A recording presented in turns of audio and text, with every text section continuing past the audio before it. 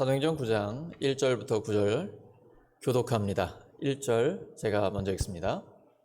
사울이 주의 제자들에 대하여 여전히 위협과 살기가 등등하여 대제사장에게 가서 다메섹 여러 회당에 가져갈 공문을 청하니 이는 만일 그 도를 따르는 사람을 만나면 남녀를 막론하고 결박하여 예루살렘으로 잡아오려 함이라. 사울이 길을 가다가 다메섹에 가까이 이르더니 호련히 하늘로부터 빛이 그를 둘러 비추는지라. 땅에 엎드러져 들음에 소리가 있어 이르되 사울아 사울아 내가 어찌하여 나를 박해하느냐 하시거늘 대답하되 주여 누구시니까? 이르시되 나는 내가 박해하는 예수라. 너는 일어나 시내로 들어가라. 내가 행할 것을 내게 이를 자가 있느니라 하시니 같이 가던 사람들은 소리만 듣고 아무도 보지 못하여 말을 못하고 서 있더라. 사울이 땅에서 일어나 눈을 떴으나 아무것도 보지 못하고 사람의 손에 이끌려 다메섹으로 들어가서 함께 읽습니다.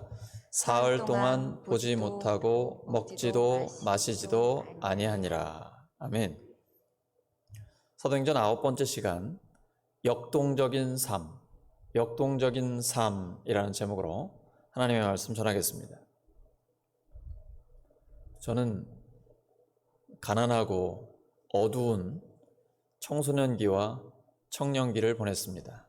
지금 제 얼굴을 보시면 전혀 안 그런 것 같죠? 진짜 찢어지게 가난했고 그리고 굉장히 침울해가지고 우울증 비슷했던 것 같아요. 죽고 싶은 마음도 여러 번 들었었습니다. 그런데 하나님이 저를 찾아오셨어요. 그때부터 완전히 달라졌습니다. 마치 창세기 1장 1절에서 빛이 있으라 말씀하신 것처럼 제 인생의 그 흑암 가운데 있을 때 하나님의 빛이 비쳤습니다. 그러니까 인생이 완전히 변하더라고요. 내 삶에 목적이 있다는 걸 발견했고 하나님께서 나를 향한 분명한 계획이 있다는 것을 알게 됐습니다. 하나님은 말씀으로 저를 계속해서 변화시켜 주고 계십니다. 지금도 하나님의 사랑으로 저를 붙들고 계십니다. 여러분 중에는 지금이 바로 그러한 암흑 중에 있을 수도 있습니다. 근데 하나님께서 빛을 비추시면 그 삶에 놀라운 변화가 일어나게 됩니다. 자기가 그렇게 힘든 가운데 있으면요, 보는 사람도 사실 힘들거든요.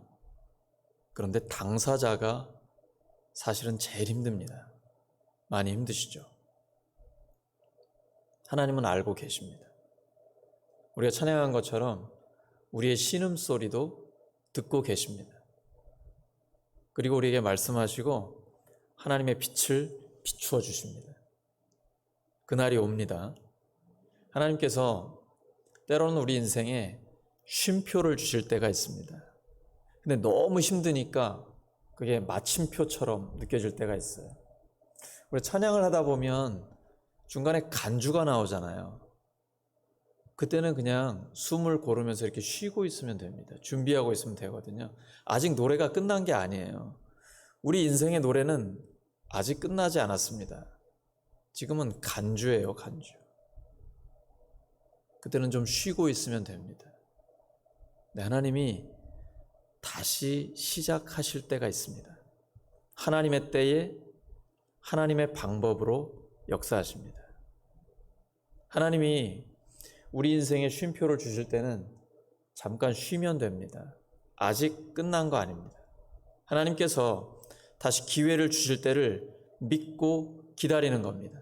하나님은 약속하시면 반드시 이루어 주십니다. 쉬어가는 것도 하나의 과정입니다. 하나님은 모든 것을 합력해 선을 이루어 주십니다. 힘드시겠지만 조금만 더 견디시기 바랍니다. 하나님께서 우리의 삶 가운데 역사하시고 우리에게는 하나님의 계획이 있습니다. 하나님은 당신을 사랑하십니다. 예수님께서 우리를 위해 죽으시고 부활하셨고 부활하신 주님이 우리와 함께 하십니다. 하나님은 바울 같은 사람도 변화시키셨습니다. 바울은 굉장히 역동적인 삶을 살았습니다. 그는 로마 시민권을 가진 유대인으로서 국제적인 감각을 갖고 있었습니다. 히브리인으로 태어났는데 아주 특이하게도 로마 시민권을 상속받고 가지고 있었습니다. 유대교의 최고의 교육을 받았고요. 그리고 헬레니즘 문화를 아주 잘 이해하고 있었습니다. 당시 헬레니즘 문화라는 건 로마가 세계를 제패했기 때문에 세계적인 감각, 국제적인 감각을 갖고 있다, 그런 뜻입니다. 사도행전 22장 3절입니다. 시작. 나는 유대인으로 길리기아 다소에서 났고 이 성에서 자라 가말리엘의 문화에서 우리 조상들의 율법에 엄한 교육을 받았고 오늘 너희 모든 사람처럼 하나님께 대하여 열심히 있는 자라. 바울은 하나님의 영광을 위해 열심히 살았고 교회 핍박에 앞장섰습니다. 사울은 교회를 핍박하는 것이 하나님을 위한 것이라고 굳게 믿고 있었습니다. 그건 나름대로 하나님의 원수들을 응징하기 위해서 종교적인 열심을 냈던 것입니다. 그는 살기를 띠고 있었습니다. 하필이면 미친 듯이 교회를 핍박하는 그런 사람을 선택해서 최고의 세계 선교사로 하나님이 만드셨습니다. 놀라운 일이죠. 인간적으로는 도저히 이해할 수 없는 일입니다. 하나님이 역사하시면 이런 변화가 일어납니다. 그렇게 교회를 핍박하던 사울은 큰 충격을 받았습니다. 주님을 만난 뒤로 3일 동안 눈이 보이지 않았습니다. 먹지도 않고 마시지도 않았습니다. 사울은 부활하신 예수님을 만나 갑자기 추락해버렸습니다. 그렇게 의기양양했던 그가 바닥으로, 나락으로 떨어졌습니다. 하지만 3일 만에 부활하신 주님과 함께 다시 태어났습니다. 부활하신 주님께서는 자신을 핍박하는 사울에게 오셔서 사도행전 1장 8절을 이루어 가시는 것입니다. 갑자기 하늘로부터 빛을 비추었습니다. 그 빛은 그의 내면까지 변화시켰습니다. 이렇게 고백합니다. 고린도후서 4장 6절입니다. 시작. 어두운 데에 빛이 비치라 말씀하셨던 그 하나님께서 예수 그리스도의 얼굴에 있는 하나님의 영광을 아는 빛을 우리 마음에 비추셨느니라. 바울에게만 이러실까요? 그건 그 사람 얘기고 나하고 무슨 관계가 있나. 혹시 그런 생각하시는 분 계십니까?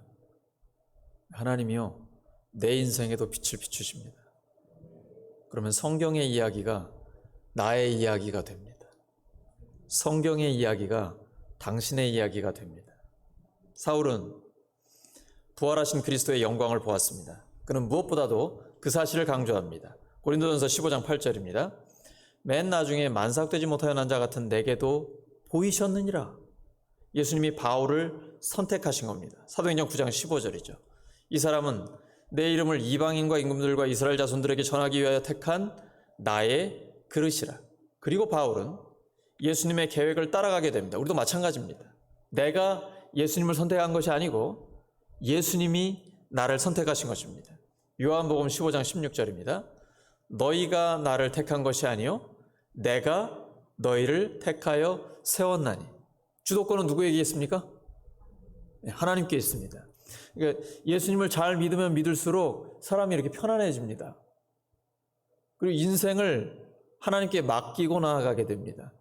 그런데도 이상하게 그 사람은 삶에 자신감이 넘치고 굉장히 당당해요. 왜 그럴까요? 어딘가 믿는 구석이 있어서 그래요. 하나님을 믿기 때문에. 이 진짜 믿으면 삶이 그렇게 달라지게 되는 것입니다. 사울은 그 주님을 만난 것에 대한 확신, 그리고 주님과 동행하는 것에 대한 그러한 감격이 그에게 있었습니다. 지금 이 말씀을 들으면서도 이게 나의 이야기다 이렇게 마음에 와 닿으십니까? 네, 이제 주님께서 우리의 삶에 역사하실 때가 옵니다. 조금만 기다려 보십시오. 조금만 더 참아 보세요. 하나님의 때를 기다리면 하나님이 그때 역사하십니다. 사울의 회심은 굉장히 중요합니다. 왜냐하면 세계 선교가 그를 통해 시작됐기 때문입니다. 주님께서는 사울을 직접 선택하셨습니다. 갈라디아서 1장 15절입니다. 시작. 내 어머니의 태로부터 나를 택정하시고 그의 은혜로 나를 부르시니까. 주님은 사울이 태어나시기 전부터 그를 선택하셨습니다. 다메섹 도상에서 사울을 찾아오셔서 그를 꺾으신 하나님이 우리들 가운데서도 매 순간 역사하고 계십니다.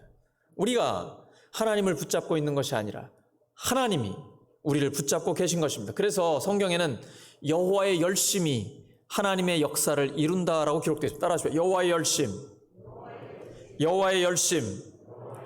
내가 열심을 내는 게 아닙니다. 하나님의 열심이 하나님의 역사를 이루어 주시는 것입니다. 그래서 우리 자신을 드러내는 것은 아무 의미가 없습니다. 오직 하나님의 은혜이기 때문에 하나님께서만 영광을 받으셔야 됩니다. 우리는 감사하면서 그냥 우리 자리를 지킬 따름입니다. 그래서 바울이 고백합니다. 디모데전서 1장 14절 15절이죠. 우리 주의 은혜가 그리스도 예수 안에 있는 믿음과 사랑과 함께 넘치도록 풍성하였도다. 미쁘다. 모든 사람이 받을 만한 이 말이요. 그리스도 예수께서 죄인을 구원하시려고 세상에 임하셨다 하였도다. 죄인 중에 내가 괴수니라. 나는 죄인 중에 괴수죠. 근데 오직 하나님의 은혜로 의롭다는 인정을 받았습니다. 그리고 하나님께서 우리를 사용하고 계신 겁니다. 사울은 예수님이 인도하시는 그 길을 걷게 됐습니다. 본문 2절에 보시면 예수님을 믿는 사람을 어떻게 표현하고 있습니까? 그 도를 따르는 사람. 우리는 그 길을 따르는 사람입니다. 이것은 세례 요한이 제시했던 회개의 길이고 새로운 삶의 길입니다. 그리고 예수님께서 그의 제자들에게 말씀하셨죠. 때가 찼고 하나님 나라가 가까이 왔으니 회개하고 복음을 믿으라. 바로 이 길이 회개하여 성령을 받는 그 길입니다. 요한복음 14장 6절이죠. 내가 곧 길이요 진리요 생명이니 나로 말미암지 않고는 아버지께로 올 자가 없느니라. 사도행전 2장 38절입니다. 베드로가 이르되 너희가 회개하여 각각 예수 그리스도의 이름으로 세례를 받고 죄 사함을 받으라. 그리하면 성령의 선물을 받으리니. 바로 사울이 그 예수님을 이제 만나게 된 것입니다. 그런데 예수님께서 제자 아나니아에게 사울을 만나라고 말씀하셨습니다. 그때 아나니아가 자기 생각을 예수님께 말씀드려요. 주님, 이 사울이란 자가 예루살렘에서 무섭게 교회를 핍박했고 바로 여기 다마스커스도 예수님의 제자들을 잡으러 왔다는 걸 제가 너무 잘 알고 있습니다. 그런 인간을 저보고 만나라고요? 속으로 생각했을 거예요. 근데 예수님이요, 아주 단순하게 응답하십니다. 가라. 그래도 가야 한다. 예수님의 이 말씀을 들었으니까 순종할 수밖에 없는 거예요. 근데 아나니아가 바울을 만났을 때 뭐라고 부르죠? 17절에 보시면 형제 사울아라고 부릅니다. 여러분, 예수님 믿는 형제 자매들을 감옥에 가두고 스데반 죽을 때 저거 죽어 마땅하다 생각했던 그 사울을 형제라고 부를 수 있을까요? 저는 차마 입이 안 떨어졌을 것 같아요. 그 진짜 보고 싶지도 않았을 것 같습니다. 한편으로는 내가 위험해질 것 같기도 하고. 그런데 아나니아는 형제 사울아 이렇게 부르고 있습니다. 이게 어떻게 가능할까요? 예수님의 음성을 들었기 때문에 그래요. 예수님께서 사울은 내가 택한 나의 그릇이다 라고 말씀하셨거든요. 예수님의 음성을 들으니까 가능한 거예요. 아나니아가 특별해서가 아닙니다. 우리도 이렇게 되기를 원합니다. 주님의 음성을 듣고 원수도 형제라고 부를 수 있기를 소망합니다. 원수도 자매라고 부를 수 있기를 소망합니다. 진짜 그런 마음 있으십니까? 여러분 주변에 원수 있으시죠? 있으시잖아요. 없는 사람 없어요. 다 힘든 사람 있습니다. 나하고 성격, 기질 안 맞고요. 생각이 다르고요. 정서가 다릅니다. 근데 우리가 어울려서 함께 살아야 되거든요. 그러니까 아주 왼수 같거든요. 근데 주님 말씀하세요. 가라. 그래도 가야 한다. 왜냐하면 그 원수도 예수님은 사랑하시거든요. 근데요, 이 주님의 음성이 들리면 형제라고 부를 수 있게 됩니다. 자매라고 부를 수 있게 돼요. 누가 좋을까요? 내가 제일 좋은 거예요. 그런 변화를 받는 내가 제일 좋은 거예요. 여러분, 아내가 변합니까? 남편이 변하나요? 자식이 변해요? 부모님이 바뀝니까? 주변에 있는 그 왼수가 바뀌어요? 안 바뀌어요. 근데 나는 바뀔 수 있다니까요. 세상에서 제일 변화되기 쉬운 사람은 바로 나예요. 근데 내가 변화되면 그때부터 주변을 하나님이 변화시켜 주십니다. 이것이 지금 바로 아나니아의 변화입니다. 주님의 음성을 들었을 때 가능한 것이죠. 자, 그러면 사울이 예수님의 택하신 그릇이라고 했습니다. 자, 그릇은 누가 쓰는 겁니까? 그 그릇에 주인이 쓰는 거죠. 그릇을 사용하는 것은 주인의 전권입니다. 우리는 주님의 그릇입니다. 물론 질그릇 같은 존재이지만 보배로운 예수님을 담아주셨습니다. 우리는 하나님의 그릇, 하나님의 도구입니다. 우리는 하나님께 쓰임받으면 되는 겁니다. 뭐 귀한 그릇이다, 아니면 좀 천한 그릇이다, 이게 중요한 게 아니에요. 하나님께 쓰임받는 게 중요합니다. 다른 사람들과 비교하지 마십시오. 예수님의 달란트 비유가 있죠. 5달란트, 2달란트는 엄청난 차이입니다. 그런데 칭찬할 때는 토시 하나도 틀리지 않습니다. 착하고 충성된 종아, 내가 작은 일에 충성하였으니 내가 큰 일을 너에게 맡기겠다. 주인의 즐거움에 참여하라. 다른 사람들과 비교하지 마십시오. 중요한 건 내가 하나님께 쓰임받는 것이 중요한 것입니다. 그 자체가 중요한 거예요. 영혼을 구원하고 제자들을 양육하며 하나님 나라의 아름다움을 드러내는 것입니다. 근데 이건 내가 죽어야 가능합니다. 갈라디아서 2장 20절이죠. 내가 그리스도와 함께 십자가에 못 박혔나니 그런즉 이제는 내가 사는 것이 아니요 오직 내 안에 그리스도께서 사시는 것이라. 근데 자꾸 내가 살아나요. 그럼 벌써 눈빛이 달라져요. 그리고 표정이 굳어요. 그걸 보는 사람이 어떨까요? 거기서 나오는 말을 듣는 사람이 어떨까요? 상처받아요. 성령의 열매가 맺히지 않게 됩니다. 내가 죽으면 성령의 열매가 맺힙니다. 사랑, 기쁨, 평화, 오래 참음, 친절과 선함, 신실함과 온유와 절제가 나옵니다. 그러면 사람이 살아나는 역사가 나타나죠. 내가 죽어야 성령의 열매가 나타납니다. 옆 사람 축복해 주시기 바랍니다. 당신이 죽어야 성령의 열매가 나타납니다. 엄청 좋아하시네요. 사실은 내가 죽어야 성령의 열매가 나타나는데 우리가 자꾸 당신이 죽어야 여기 바뀌어야 됩니다. 다시 한번 따라하죠. 내가 죽어야 성령의 열매가 맺힙니다. 아나니아 충격받았습니다. 사울이 변한 거예요. 진짜 예수님을 믿고 아나니아에게 세례까지 받았습니다. 여러분, 사울을 본 사람들이 얼마나 놀랐을까요? 그 지역에 있는 유대인들이 황당했습니다. 기독교인들을 잡으러 온 사람이 갑자기 기독교인이 됐을 뿐 아니라 예수님이 그리스도라고 전도하는 사람이 됐습니다. 너무 당황했어요. 그래서 사울을 죽이려고 합니다. 죽이려고요. 문 앞에 서 있습니다. 사울의 인생은 갑자기 달라졌습니다. 핍박을 하던 자에서 핍박을 받는 자가 되어버렸습니다. 그리고 잡아 가두던 자에서 이제는 도망자가 돼버린 겁니다. 사울을 보기만 해도 사람들이 깜짝 놀라고 은혜가 되는 거예요. 저런 인간도 구원받을 수 있구나. 많은 사람들에게 희망을 주는 겁니다. 와, 저런 인간도 예수님의 제자가 될 수 있구나. 우리도 많은 사람들에게 그런 희망을 주기를 원합니다. 저런 인간도 구원받을 수 있구나. 그런 희망을 주는 우리 모두가 되기를 소망합니다. 사울처럼 사람이 갑자기 180도 달라지면 사람들이 깜짝 놀랍니다. 너무 충격을 받아요. 그래서 그를 죽이려고 하는 사람들이 갑자기 늘어나게 됩니다. 그래서 도망 다니고 여러 가지 피하는 일을 하게 되는데요. 갈라디아서 1장 17절에서 19절입니다. 시작. 또 나보다 먼저 사도된 자들을 만나려고 예루살렘으로 가지 아니하고 아라비아로 갔다가 다시 다메섹으로 돌아갔노라. 그 후 3년 만에 내가 게바를 방문하려고 예루살렘에 올라가서 그와 함께 15일을 머무는 동안 주의 형제 야고보 외에 다른 사도들을 보지 못하였노라. 사울은 그때 곧바로 아라비아, 나바테아 왕국입니다. 거기에 가서 3년간 활동을 합니다. 근데 성경에는 자세한 내용이 나오지 않아요. 우리는 그 시간을 하나님과 독대하는 시간으로 추정을 해봅니다. 왜냐하면 사울 자신도 그의 삶의 그런 획기적인 변화에 너무 큰 충격을 받았어요. 그리고 그는 성경 전문가입니다. 그러니까 구약의 그 성경, 그가 달달달달 외우고 있고 천재거든요. 종교적인 천재예요.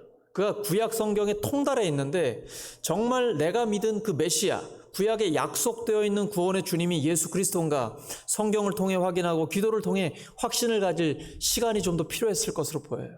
그래서 그는 광야에 있었던 겁니다. 우리도 마찬가지입니다. 세상에 방해받지 않고 어떤 시끄러운 소리가 나를 혼잡하게 못하는 하나님과 나만 독대하는 시간이 필요합니다. 그때 하나님이 말씀하십니다. 그 하나님의 음성을 들으면 우리에게 확신이 생깁니다. 예수님 그렇게 사셨어요. 새벽 기도, 저녁 기도, 늘 하나님과 독대하는 시간을 가지셨습니다. 그게 예수님의 거룩한 습관입니다. 기도는 거룩한 습관입니다. 여러분 그런 거룩한 습관을 가지시기 바랍니다. 나만의 장소, 나만의 시간. 그래서 그곳에서 기도하면 하나님의 음성을 듣는 거죠. 그리고 중간중간 업무를 하시다가도 짧게 그리고 진실하게 하나님 앞에 기도할 때 하나님 말씀하십니다. 꽈배기를 튀기면서도 하나님 말씀하시는 거예요. 주님 어떻게 할까요? 아우 저 진상 같은 고객 어떻게 해야 돼요? 그때 하나님 말씀하시거든요. 너도 그랬어. 너도 구원 받았잖아. 가라. 그래도 가야 한다. 하나님의 음성이 들리기 시작합니다. 이때에 사울이 예루살렘에 가가지고 제자들을 만나기 시작해요. 근데 제자들이요 깜짝 놀라가지고 거부합니다. 야, 저 인간이 여길 왜 왔어? 우리를 잡아가두던 인간인데. 이때 바나바가 등장을 해요. 바나바가 사울이 다마스커스에서 예수님을 만났던 것, 그리고 그동안 예수님이 그리스도라고 증언한 것을 바나바가 대신 이야기해 줍니다. 보증해 주고 추천해 줍니다. 근데 바나바는 성도들의 신임을 받고 있던 사람이에요. 사도들이 바나바를 뭐라고 불렀죠? 위로의 아들이라고 불렀습니다. 그리고 자기의 재산을 밭을 팔아가지고 그대로 사도들한테 헌금으로 드리면서 어려운 이웃들에게 나누고 베풀 수 있는 그런 헌신된 제자요, 신뢰받는 사람입니다. 그러니까 바나바가 추천하고 보증하니까 사울을 받아들인 거예요. 우리도 바나바처럼 살기를 원합니다. 다른 사람 험담하거나 이간질로 관계를 깨는 사람이 아니라 다른 사람을 보증하고 추천해줘서 연결시켜주는 사람이 되기를 원합니다. 여러분 우리의 삶에 그런 사람이 참 많았죠. 하나님과 나를 연결시켜 주시고 또 많은 성도들과 나를 연결시켜 주셔서 우리가 풍성한 인간관계를 갖고 성도들과의 관계를 갖고 행복하게 기도하면서 살아가잖아요. 이제는 내가 그 사명을 감당할 때입니다. 관계를 끊는 사람이 아니라 관계를 연결시키는 사람이 되기를 원합니다. 따라하시죠. 관계를 연결시키는 사람. 관계를 연결시키는 사람. 그리고 사울이 헬라파 유대인들과 논쟁을 합니다. 스데반이 죽기 직전의 모습과 아주 비슷해요. 그때에 헬라파 유대인들이 사울을 죽이려고 합니다. 왜냐하면 스데반보다 사울은 더 나빠 보이거든요. 배신자예요. 그전에는 함께 교회를 핍박했고 그 앞장서 있었는데 이 사울을 따라다니면서 교회를 핍박했던 유대인들이 너무 당황스러운 거예요. 그리고 그 배신감 때문에 분노하면서 사울을 죽이려고 하는 것이죠. 그 사울은 스데반보다 훨씬 더 어려운 상황 가운데 있었습니다. 그리고 이 예루살렘 12사도의 공동체의 일원으로 남지 못하고 자기의 고향으로 가게 됩니다. 어떻게 보면 실패한 것 같습니다. 그 당시에 교회의 중심이었던 예루살렘에 머물지 못하고 아주 저 지역 좀 많이 떨어져 있는 다소로 가게 되거든요. 근데 이 위기가 기회가 됩니다. 이제 드디어 세계 선교의 선봉에서는 사도 바울의 역사가 그때부터 시작되는 겁니다. 위기는 기회입니다. 하나님과 함께 일어설 수 있는 기회입니다. 특정 지역에 멈춰선 복음이 아니라 영적인 필요가 있는 것에 찾아가는 역동적인 복음이 된 것입니다. 우리가 그렇습니다.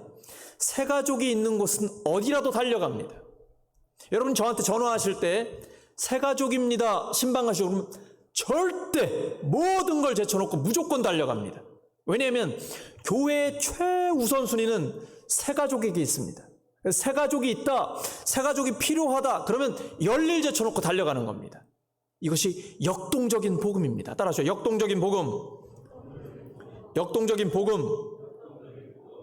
하나님께서 저를 왜 우리 교회에 보내셨을까요? 울산성결교회에 보내셨을까요? 기존 신자들 관리하라고요? 그걸 넘어서야 됩니다. 기존 신자들과 함께 새 가족을 계속 구원하고 그들을 양육하는 것이 목적입니다. 하나님이 설마 저를 기존 신자 관리하라고 여기를 보내셨겠습니까? 그랬을 리 없습니다. 기존 신자들과 동역해서 새로운 영혼들을 구원하고 제자를 삼는 것이 하나님께서 저를 우리 교회에 보내신 목적입니다. 그리고 다른 교회에서 신앙생활 잘하고 있는데 우리 교회로 이렇게 오는 거 이거 목적 아닙니다. 그건 수평 이동이지 하나님 나라의 전체적인 관점에서 보면 전혀 성장이 아닙니다. 단순히 다른 교회에 있다가 우리 교회로 이동한 것이죠. 그건 목적이 아니에요. 그건 우리가 추구하는 바가 아닙니다. 계속해서 새로운 영혼들이 구원받아야 합니다. 사도행전 9장 31절입니다. 시작. 그리하여 온 유대와 갈릴리와 사마리아 교회가 평안하여 든든히 서가고 주를 경외함과 성령의 위로로 진행하여 수가 더 많아지니라. 여러분 조금 전에 스데반이 죽었습니다. 순교했어요. 그리고 사울이 살기가 등등하여 교회를 핍박했습니다. 그래서 교회 성도들이 다 흩어졌어요. 예루살렘, 유대, 사마리아 그리고 안디옥 넘어서 이제 땅끝으로 향해 다 흩어져 버렸어요. 왜요? 죽지 않으려고. 그래서 주님께서 한 곳에서 핍박하면 다른 지역으로 흩어지라고 말씀하셨거든요. 전부 다 흩어져서 굉장히 힘들었어요. 그런데 결과적으로는 계속 교회가 성장합니다. 왜요? 하나님이 직접 역사하시기 때문입니다. 교회에 가장 잔혹한 핍박자가 예수님의 강력한 증인이 되자 우리가 읽은 것처럼 이제 교회가 평안해집니다. 든든히 서가고 계속해서 성장하는 역사가 있게 됩니다. 하나님은요, 우리에게만 맡기시지 않습니다. 하나님이 직접 일하십니다. 부활하신 주님 말씀하셨죠? 마태복음 28장 18절에서 20절입니다. 예수께서 나와 말씀하여 이르시되 하늘과 땅의 모든 권세를 내게 주셨으니 그러므로 너희는 가서 모든 민족을 제자로 삼아 아버지와 아들과 성령의 이름으로 세례를 베풀고 내가 너희에게 분부한 모든 것을 가르쳐 지키게 하라. 볼저다 내가 세상 끝날까지 너희와 항상 함께 있으리라 하시니라. 모든 민족을 제자 삼는 사명 우리가 할 수 없습니다. 주님께서 직접 이루어 주십니다. 이제 하나님께서 우리를 통해서 역사하실만 남은 것입니다. 우리 교회는 사도행전이 계속되는 교회입니다. 코로나19 때문에 국민이 어렵고 많은 교회들도 힘든 상황인 건 사실입니다. 그러나 이때에도 하나님이 역사하시면 희망이 있습니다. 어제도 제가 제 은사님하고 스승의 날이라 통화하면서 그런 얘기했어요. 엄청 바쁜데요. 새가족 양육하느라고 분주해요. 그랬더니 깜짝 놀라시는 거예요. 이 상황에 새가족이 있다고? 한 67명 되는데요. 그냥 하나도 안 놀라는 듯이 한 67명 되는데요. 그랬죠. 하나님께서 우리의 삶에 계속해서 역사하시면 코로나19의 상황은 오히려 우리의 믿음이 깨끗해지고 더 든든해지고 더 커지는 기회가 됩니다. 그래서 사도행전 1장 8절이 우리 교회를 통해 이루어지게 되고 사도행전이 계속되는 교회가 되는 것입니다. 말씀 정리합니다. 하나님은 하나님이 정하신 때에 사울에게 예수 그리스도를 계시하셨습니다. 그리고 사울은 자신의 뛰어난 재능과 함께 모든 것을 세계 선교에 다 쏟아 부었습니다. 비록 사울이 뒤늦게 사도가 되었지만 이렇게 고백합니다. 고린도전서 15장 10절입니다. 시작. 내가 모든 사도보다 더 많이 수고하였으나 내가 한 것이 아니요 오직 나와 함께 하신 하나님의 은혜로다. 오직 나와 함께 하신 하나님의 은혜로라. 하나님의 은혜로 교회 핍박자가 교회 개척자로 변화된 것입니다. 우리도 바울처럼 하나님 나라를 위해 역동적인 삶을 살기를 예수 그리스도 이름으로 축원합니다. 함께 결단에 기도합니다. 하나님께서 정하신 때에 사울을 변화시키신 것처럼 저희들 하나님의 때를 기다립니다. 하나님의 그 놀라운 빛을 저희들에게 비추어 주시옵소서.